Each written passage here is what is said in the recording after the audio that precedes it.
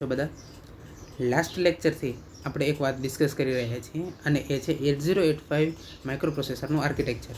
એના કુલ 5 બ્લોક છે. સૌથી પહેલો બ્લોક કયો છે તો કે ALU બ્લોક, બરાબર છે.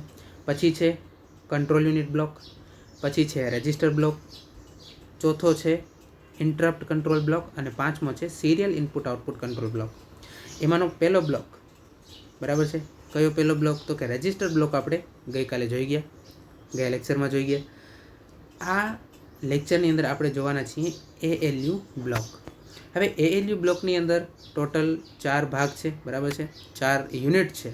એક છે એક્યુમ્યુલેટર, એક છે ફ્લેગ રજિસ્ટર, એક છે ટેમ્પરરી રજિસ્ટર અને ત્રીજું છે ALU. હવે આપણે જોઈએ એક્યુમ્યુલેટર. તો મેં એની પર પહેલાંથી જ સ્ટાર કરીને રાખેલો છે કારણ કે બહુ અગત્યનું છે. Accumulator is an 8-bit tri-state register. Tri-state શું છે એ આપણે આગળ જોશું, પણ અત્યારે જોઈએ કે accumulator is an 8-bit register, બરાબર છે. હવે એક્યુમ્યુલેટર 8-bitનો રજિસ્ટર શા માટે છે? કારણ કે જે તે માઇક્રો પ્રોસેસર, એટલે કે આપણે અત્યારે કયા માઇક્રો પ્રોસેસરની વાત કરી રહ્યા છીએ 8085ની, તો 8085 જે માઇક્રો પ્રોસેસર છે એની જે ઇન્ટરનલ બસ છે એ પોતે 8 બીટની છે. એનો મતલબ કે એક સાથે 8 બીટનું એ વહન કરી શકે છે. તો એક સાથે 8 બીટનું વહન કરી શકે છે, તો એ માટે એક સાથે 8 બીટને જ સ્ટોર કરી શકવાવાળા રજિસ્ટર જે છે, બરાબર, એ આપણે એની અંદર જે માઇક્રો પ્રોસેસર છે એ મૂકી શકીએ છીએ, બરાબર. કારણ કે તમે સમજો કે 8 બીટની જે છે એ બસની લેન્થ છે, બરાબર છે, અને તમે 16 બીટના રજિસ્ટર મૂકો, બરાબર છે, તો શું થાય, બરાબર, તો કે એ જે તે રજિસ્ટર છે અડધું ખાલી રહે, બરાબર, અને એ જે છે એ અડધું ખાલી રહે એટલે કે અડધું જે છે એ અનઓક્યુપાઈડ રહે, અનયુઝડ રહે, તો એ કારણ વગરની જગ્યા રોકે. એટલા માટે મોટાભાગે શું હોય છે તો કે જેટલા બીટની બસ હોય છે, એટલે કે એ બસ એકસાથે જેટલા બીટનું વહન કરી શકે છે એટલા જ બીટના રજિસ્ટર જે છે જે તે માઇક્રો પ્રોસેસરની અંદર મૂકવામાં આવે છે. તો એટલા માટે એક્યુમ્યુલેટર જે છે 8 બીટનું રજિસ્ટર છે. પહેલી વાત, accumulator is loaded from the internal data bus and can transfer data to the internal bus. એટલે કે જે આ accumulator જે છે એ ડાયરેક્ટલી ઇન્ટરનલ બસ સાથે જોડાયેલું છે અને ઇન્ટરનલ બસની મદદથી કાં તો આપણે એક્યુમ્યુલેટરની અંદર ડેટા સ્ટોર કરી શકીએ છીએ અથવા તો એ એક્યુમ્યુલેટરમાંથી ઇન્ટરનલ બસ પર આપણે ડેટા લોડ કરાવી શકીએ છીએ. આ બે વસ્તુ. હવે એક્યુમ્યુલેટરનો ઉપયોગ શું છે? સૌથી પહેલી વાત તો એક્યુમ્યુલેટર જે છે એનું કામ શું છે તો કે જ્યારે પણ માઇક્રો પ્રોસેસરની અંદર પ્રોસેસ થાય છે, બરાબર છે, કંઈ પણ પ્રોસેસ થાય, એરિથમેટિક એટલે કે સરવાળો બાદબાકી ગુણાકાર ભાગાકાર થાય કે પછી લોજિકલ ઓપરેશન થાય, એન્ડ, ઓર, નોટ, નોર, નેન્ડ, કંઈ પણ, તો એનું એક રિઝલ્ટ જનરેટ થાય છે. આપણને ખબર છે સરવાળો થયા પછી એક રિઝલ્ટ જનરેટ થાય, બાદબાકી ગુણાકાર ભાગાકાર લોજિકલ ઓપરેશન થયા પછી પણ એક રિઝલ્ટ જે છે એ જનરેટ થાય છે. એક્યુમ્યુલેટરનું કામ છે આ રિઝલ્ટને સ્ટોર કરવાનું, બરાબર છે. એરિથમેટિક પ્રોસેસ થઈ હોય કે લોજિકલ પ્રોસેસ થઈ હોય, પ્રોસેસ કંઈ પણ થઈ હોય, એનું જે પણ રિઝલ્ટ આવ્યું હોય એ રિઝલ્ટ જે છે એ એક્યુમ્યુલેટરની અંદર સ્ટોર થાય છે, બરાબર. એટલે અહીંયા લખેલું છે result of the arithmetic and logical operations are stored in accumulator. The data from the input device can be read only through the accumulator. એટલે કે ધારો કે મારે કોઈ એક્સટર્નલ ડિવાઇસ છે, એક્સટર્નલ ઇનપુટ ડિવાઇસ છે, જેમ કે કોઈ કીપેડ છે, બરાબર, 0 થી 9 સંખ્યાવાળું કોઈ કીપેડ છે, તો એનામાંથી જો મારે ડેટા માઇક્રો પ્રોસેસરને આપવો હોય તો એના માટે કોઈ ડાયરેક્ટ જે છે, બરાબર, એ કોઈ બસ નથી એના માટે, બરાબર. એક્સટર્નલ ઇનપુટ ડિવાઇસમાંથી જો કોઈ ડેટા મારે માઇક્રો પ્રોસેસરને મોકલવો હોય તો એ માત્ર ને માત્ર એક્યુમ્યુલેટર થ્રુ જ, બરાબર છે, એક્યુમ્યુલેટર દ્વારા જ જે છે એ મોકલી શકું છું. એટલે શું તો કે સૌથી પહેલાં ડેટા મારે એક્યુમ્યુલેટરની અંદર સ્ટોર કરવો પડે. એટલે કે જે ઇનપુટ ડિવાઇસ છે એ ઇનપુટ ડિવાઇસ વડે જે પણ ડેટા મારે માઇક્રો પ્રોસેસરને મોકલવો હોય એ સૌથી પહેલાં મારે એક્યુમ્યુલેટરને મોકલવો પડે અને એક્યુમ્યુલેટર જે છે એ ત્યારબાદ માઇક્રો પ્રોસેસરને એ ડેટા પ્રોસેસિંગ માટે પહોંચાડે છે. The data in the accumulator can be rotated or shifted. એટલે શું તો આમ તો રોટેશન અને શિફ્ટની જે ઇન્સ્ટ્રક્શન છે એ આપણે આગળ ભણશું પ્રોગ્રામિંગમાં, પણ અત્યારે ખાલી એટલું સમજી લો કે ધારો કે એક ડેટા છે મારી પાસે 4 બીટનો 1 100. હવે મારે આને કરવો છે રોટેટ બાય 1 બીટ, બરાબર. આને કહું છું રોટેટ બાય 1 બીટ.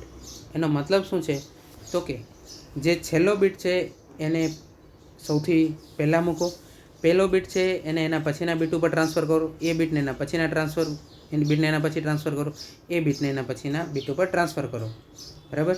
તો આ જે છે એને શું કહેવાય, રોટેટેડ બાય 1 બીટ. તો હવે છેલ્લે રિઝલ્ટ શું મળશે આપણને, તો એ કારણ કે 0 સૌથી આગળ આવી જશે, 1 એની પાછળ, 1 એની પાછળ અને 0. તો રોટેટ બાય 1 બીટ કરશું તો આપણને જે રિઝલ્ટ મળશે એ હશે 0110. તો રોટેટ કરી શકીએ છીએ અને ડેટાને શિફ્ટ કરી શકીએ છીએ માત્ર એક્યુમ્યુલેટરમાં.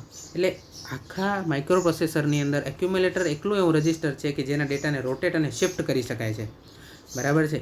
બાકી એવા કોઈ પણ રજિસ્ટર જે છે એ માઇક્રો પ્રોસેસરમાં નથી કે જેની ઉપર આ પ્રોસેસ કરી શકીએ છીએ, બરાબર. તો એક્યુમ્યુલેટર જે છે એકદમ જેને કહેવાય ને ખાસ રજિસ્ટર છે, અને એક્યુમ્યુલેટરને જે છે એ સિમ્બોલ વડે દર્શાવવામાં આવે છે, બરાબર છે. એ સિમ્બોલ વડે દર્શાવવામાં આવે છે અને 8 બીટનું છે એટલે D0 થી D7 બીટ દર્શાવેલું છે. પછી બીજું આવે છે ALU યુનિટની અંદર temporary register. Temporary register is an 8 bit wide register. It is mostly use to store temporary data in arithmetic and logical instruction.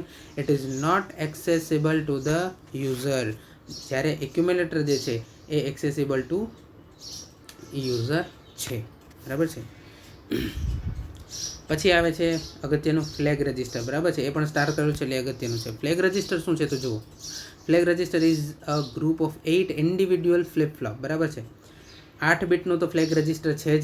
હવે આપણને ખબર છે દરેક બીટ જે છે એ એક ફ્લિપ ફ્લોપથી બનેલું છે, એટલા માટે અહીંયા લખેલું છે flag register is a group of 8 individual flip flop, બરાબર. હવે out of which 5 flip-flops are used to store significant information about the result of the arithmetic and logic operations, બરાબર છે. શું કહે છે કે જ્યારે એરિથમેટિક અને લોજિકલ ઓપરેશન થાય છે ત્યારે કંઈક રિઝલ્ટ મળે છે. મેં તમને હમણાં કીધું એ રિઝલ્ટ સ્ટોર થાય છે શેની અંદર, એક્યુમ્યુલેટરની અંદર. પણ આ રિઝલ્ટ જે છે, બરાબર, એની કંઈક સિગ્નિફિકન્ટ ઇન્ફોર્મેશન હોય છે. એટલે કે આ રિઝલ્ટ જે છે આપણને કંઈક કહેવા માંગતું હોય છે કે તમે જે ઓપરેશન કર્યું છે એ કેવું છે, બરાબર. તો સિગ્નિફિકન્ટ આઉટ ઓફ વિચ એટલે કે જે આ 8 ફ્લિપ ફ્લોપ છે એ 8માંથી 5 ફ્લિપ ફ્લોપ જે છે એની અંદર શું સ્ટોર કરવામાં આવે છે તો કે significant information about the result of the arithmetic and logic operation. એકદમ સિમ્પલ, સરળ, સમજવાની ભાષામાં કહું તો જે એક્યુમ્યુલેટરની અંદર જે રિઝલ્ટ સ્ટોર થયેલું હોય છે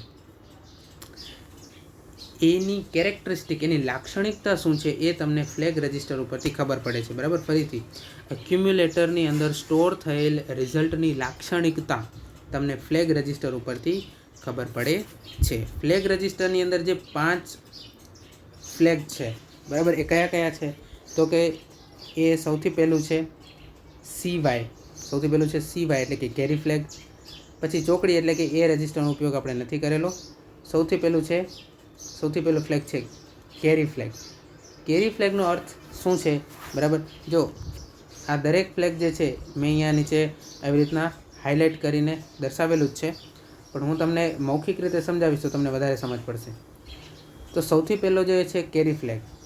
હવે કેરી ફ્લેગ એમ દર્શાવે છે કે જ્યારે 2 8 બીટ ડેટાનો સરવાળો થાય છે, ધ્યાનથી સાંભળજો, જ્યારે 2 8 બીટ ડેટાનો સરવાળો થાય છે અને સરવાળો થયા પછી જ્યારે જે 8મું બીટ છે એટલે કે જે D7th બીટ છે, બરાબર. ધારો કે 00110100 આ એક છે, બરાબર છે. ચાલો પછી આ પહેલો ડેટા છે, બરાબર. અને હું કહું છું ડેટા 1 પ્લસ 11001111 આ બીજો ડેટા છે જેને કહું છું ડેટા 2. આ બેનો સરવાળો કરું અને જે રિઝલ્ટ આવે, બરાબર છે, એ રિઝલ્ટની અંદર જો જે લાસ્ટ બીટ હોય, લાસ્ટ બીટ એટલે આપણે હંમેશા ખબર છે કે ડિજિટલની અંદર આપણે બીટ હંમેશા ક્યાંથી ગણીએ તો કે ડાબી બાજુથી જમણી બાજુ. એટલે કે જો અત્યારે જે મેં એરો કર્યો છે એ 0th બીટ હોય, બરાબર છે. જો તમે અહીંયા જોઈ શકો છો કે ફ્લેગ રજિસ્ટરને પણ D0 થી શરૂ કરીને D7 સુધી દર્શાવેલું છે. તો ડેટા 1 અને ડેટા 2 ની ઉપર મેં 0th બીટ ઉપર મેં એરો કર્યું છે. જો એ 0th બીટ હોય તો જે રેડ એરોથી હું તમને દર્શાવું છું, બરાબર છે, એ હશે D7th બીટ, એટલે કે 8મો બીટ હશે, બરાબર છે. તો સિમ્પલ સમજવાનું એ છે કે સરવાળાની પ્રક્રિયામાં જો 8મા બીટ વડે કેરી જનરેટ થાય, બરાબર છે, તો કેરી ફ્લેગ જે છે એ 1 થઈ જશે, અને જો 8મા બીટ વડે કેરી જનરેટ નહીં થાય તો કેરી ફ્લેગ 0 રહેશે, બરાબર. એઝ સિમ્પલ એઝ ધેટ, બરાબર. કેરી ફ્લેગ ક્યારે જનરેટ થશે? જ્યારે બે 8 બીટ સંખ્યાનો સરવાળો થશે, અને આ 8 બીટ સંખ્યાનો જે 8મો બીટ છે, બરાબર છે, એટલે કે મોસ્ટ રાઇટ સાઈડ, જેને મોસ્ટ સિગ્નિફિકન્ટ બીટ પણ કહેવામાં આવે છે, એ મોસ્ટ રાઇટ સાઈડનો બીટ જ્યારે કેરી જનરેટ કરશે, બરાબર છે, આગળની તરફ, ત્યારે જે છે એ એમ કહેવાશે કે કેરી જનરેટ થઈ છે, અને સિવાય જે છે બીટ એ સેટ થશે અથવા તો 1 થઈ જશે, અને જો કેરી જનરેટ નહીં થાય તો જે સિવાય ફ્લેગ છે એ 0 જ રહેશે. પછી છે પેરિટી ફ્લેગ. પેરિટી શું છે એ તમે ડિજિટલ અને એનાલોગ ઇલેક્ટ્રોનિક્સની અંદર જોયું જ હશે, પણ સિમ્પલી તમને કહું કે પેરિટી જે છે એ બે પ્રકારની હોય, ઇવન પેરિટી અને ઓડ પેરિટી, બરાબર છે. હવે ઓડ પેરિટીની વાત હું અહીંયા નહીં કરું, કારણ કે આપણું 8085 માઇક્રો પ્રોસેસર જે છે એ ઇવન પેરિટી ફોલો કરે છે. ઇવન પેરિટી એટલે શું? તો કે એક્યુમ્યુલેટરની અંદર જે રિઝલ્ટ સ્ટોર થયેલું છે કોઈ પણ ઓપરેશન થયા બાદ, હવેથી હું એમ જ બોલીશ કે ફ્લેગ રજિસ્ટર જે છે શું દર્શાવે છે, તો કે એક્યુમ્યુલેટરની અંદર જે રિઝલ્ટ સ્ટોર થયેલું છે એની કેરેક્ટરિસ્ટિક. તો એક્યુમ્યુલેટરની અંદર જે રિઝલ્ટ સ્ટોર થયેલું છે એની અંદર જે નંબર ઓફ 1 છે, બરાબર, 1 બીટ, બરાબર છે, એટલે કે એવું બીટ કે જે 1 છે.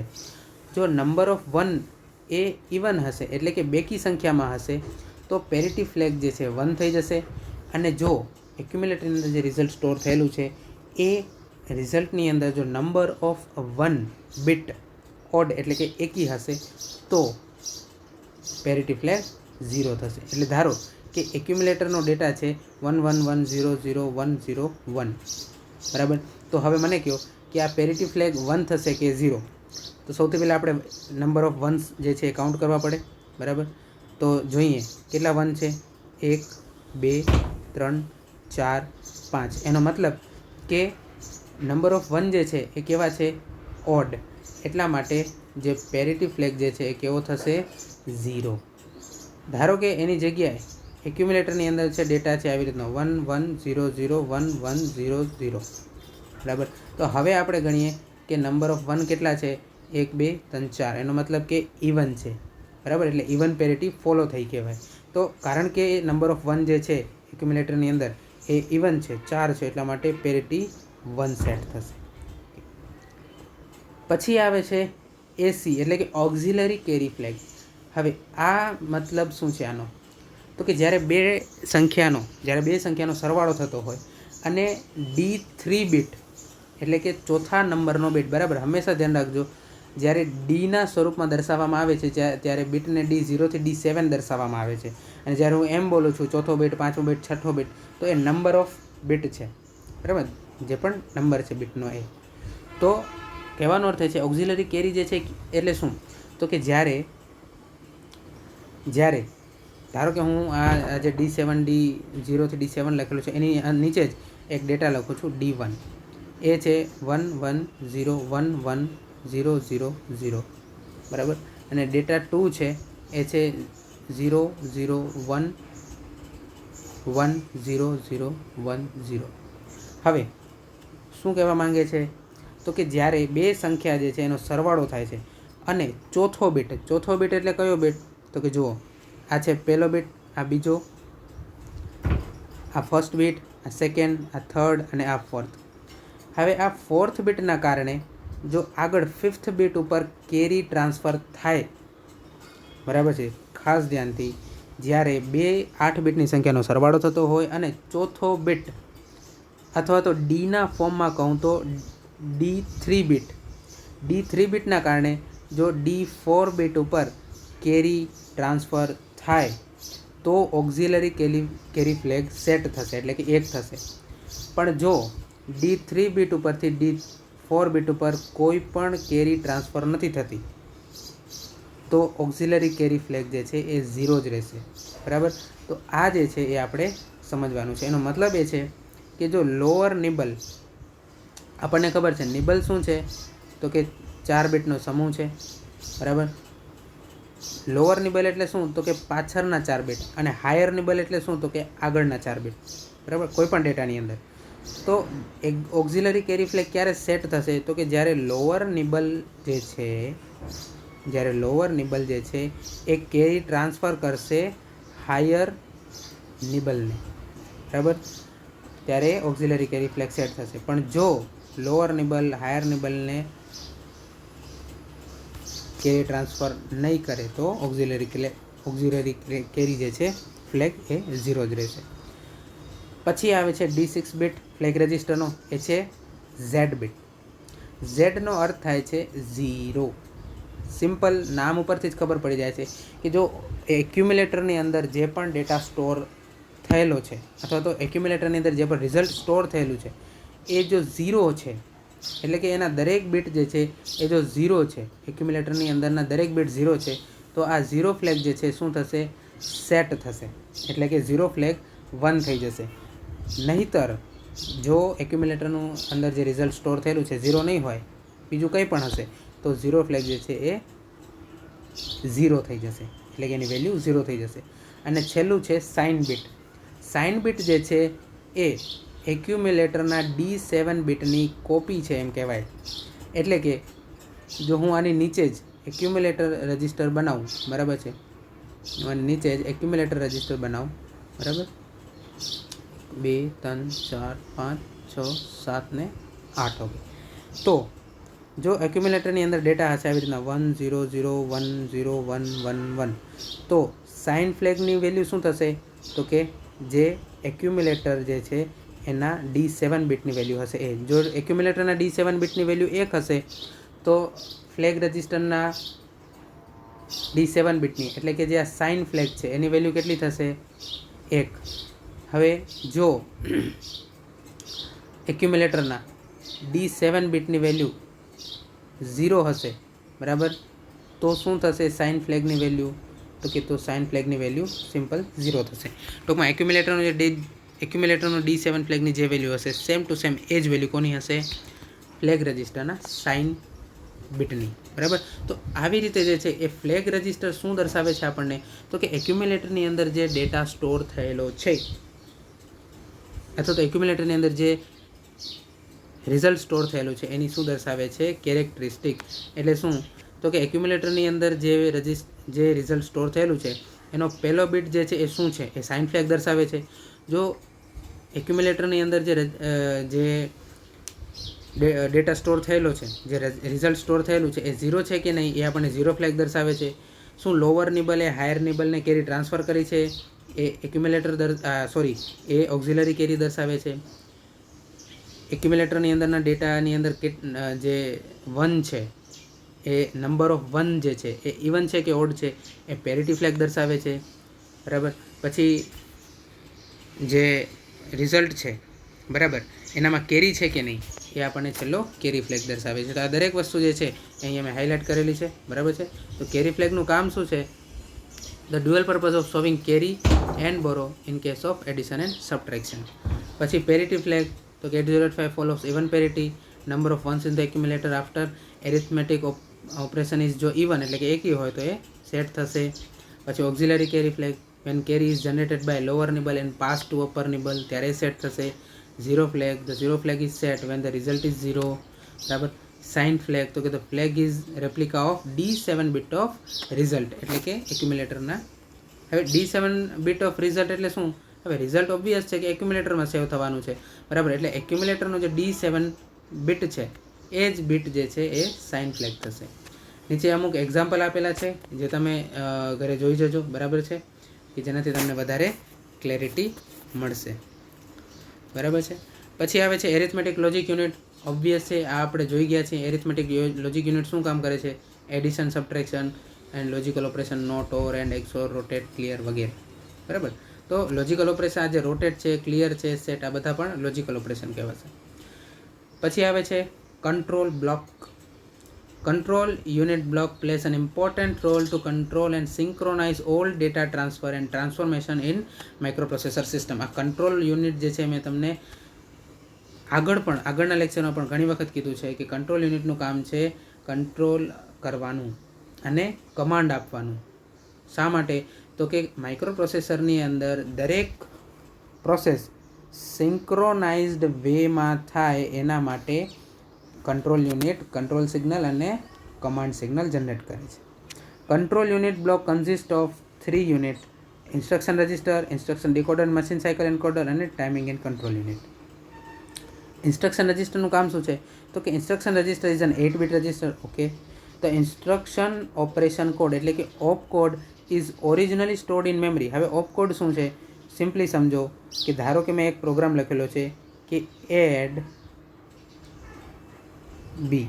આનો અર્થ થશે કે એક્યુમ્યુલેટર જે છે એની અંદર જે પણ ડેટા છે એનો સરવાળો બીની અંદરના ડેટા સાથે કરો અને રિઝલ્ટ જે પણ રિઝલ્ટ આવે એને એક્યુમ્યુલેટરમાં સેવ કરો.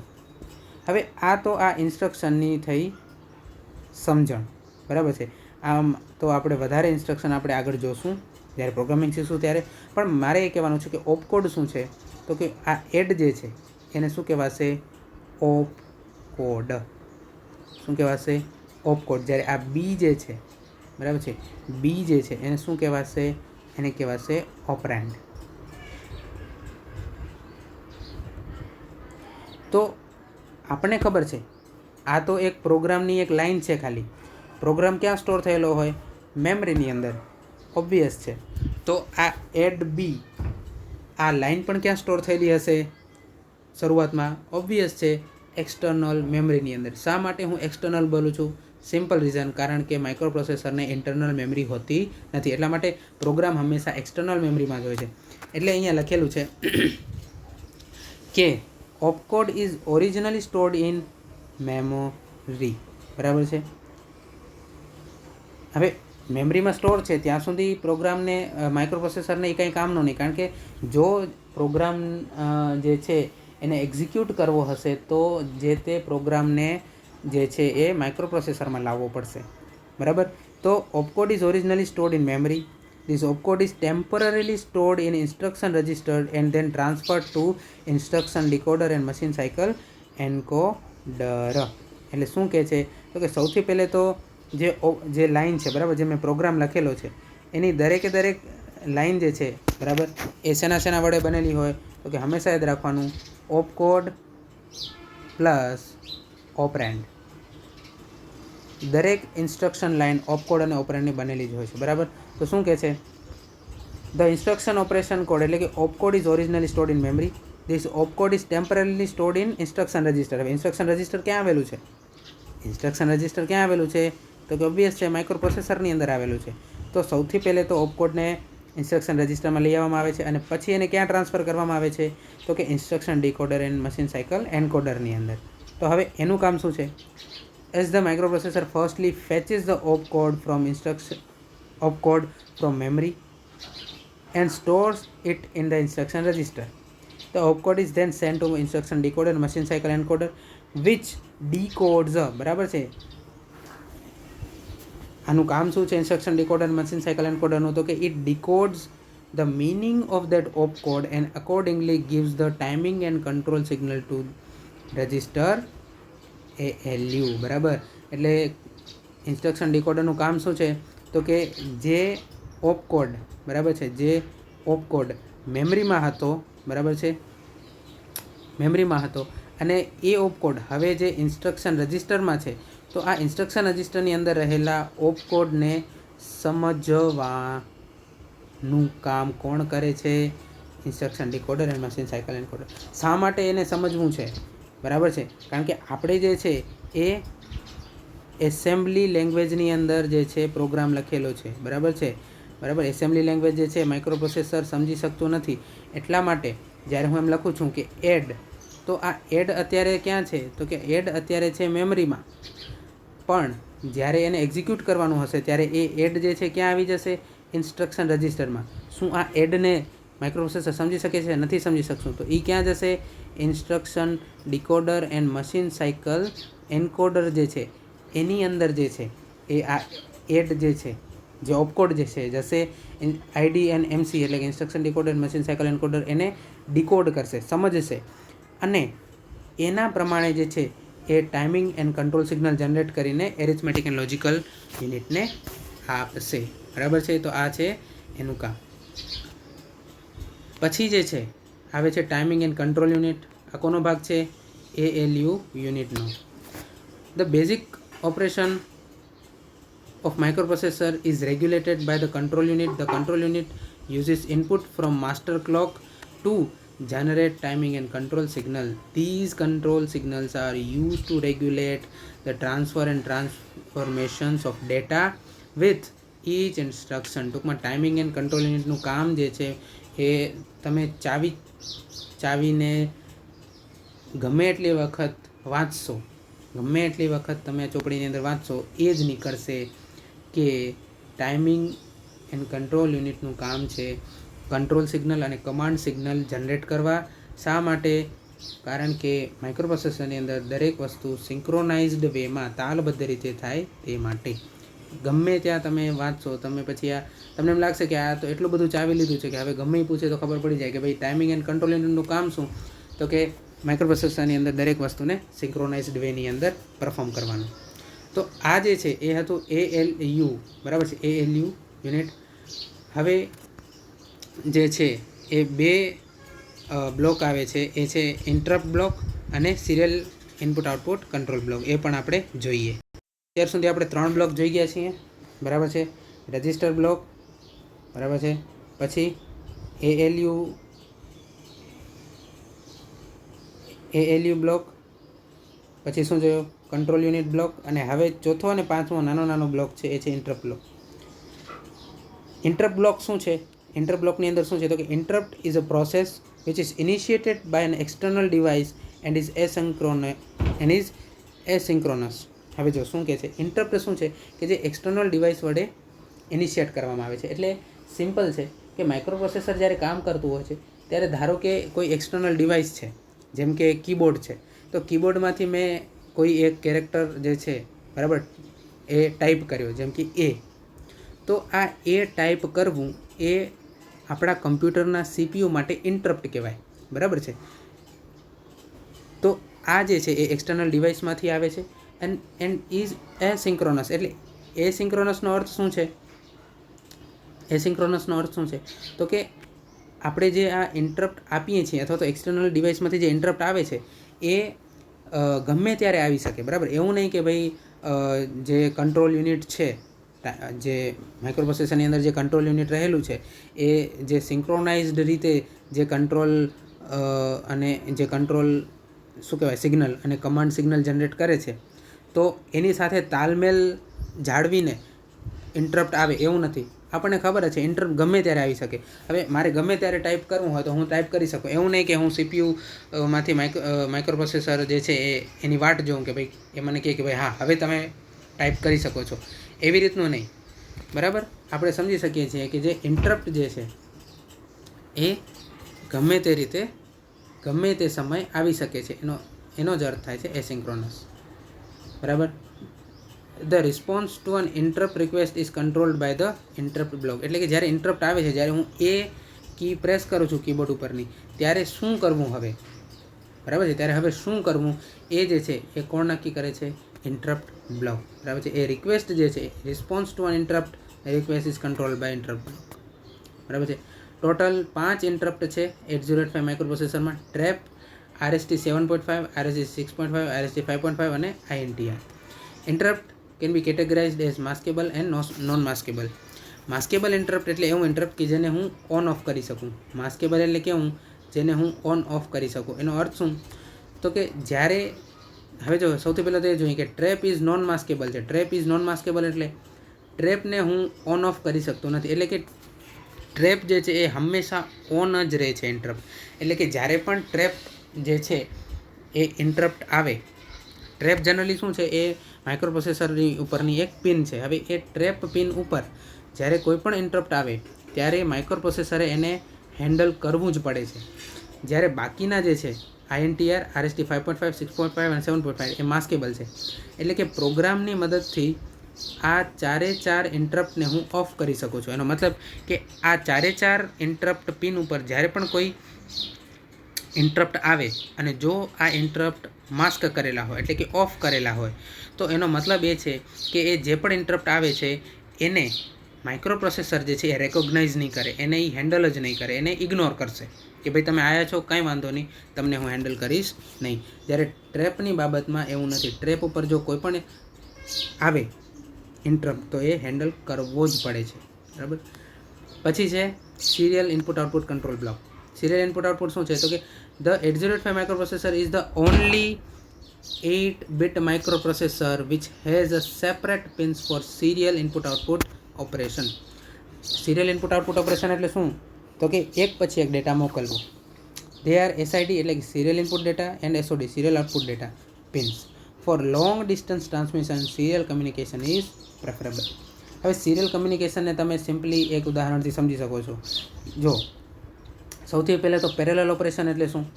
તો કે પેરેલલ ઓપરેશન એટલે શું? ધારો કે એક રૂમ છે કે જેના 8 દરવાજા છે અને રૂમની અંદર 8 લોકો છે. તો એક જ સમયે દરેક દરવાજામાંથી જો એક એક વ્યક્તિ નીકળે, બરાબર, તો એને શું કહેવાય? Parallel operation. એટલે શું? કે એક જ સાથે 8 લોકો એક જ સમયે બહાર નીકળી શકે છે, એને કહેવાય પેરેલલ ઓપરેશન. જ્યારે તમે એક એવો રૂમ ધારો કે જેની અંદર 8 લોકો છે પણ દરવાજો એક જ છે, તો એક સમયે એક દરવાજામાંથી એક જ વ્યક્તિ બહાર નીકળી શકે છે અને એના પછી બીજો, એના પછી ત્રીજો, એના પછી ચોથો, એવી રીતના 8.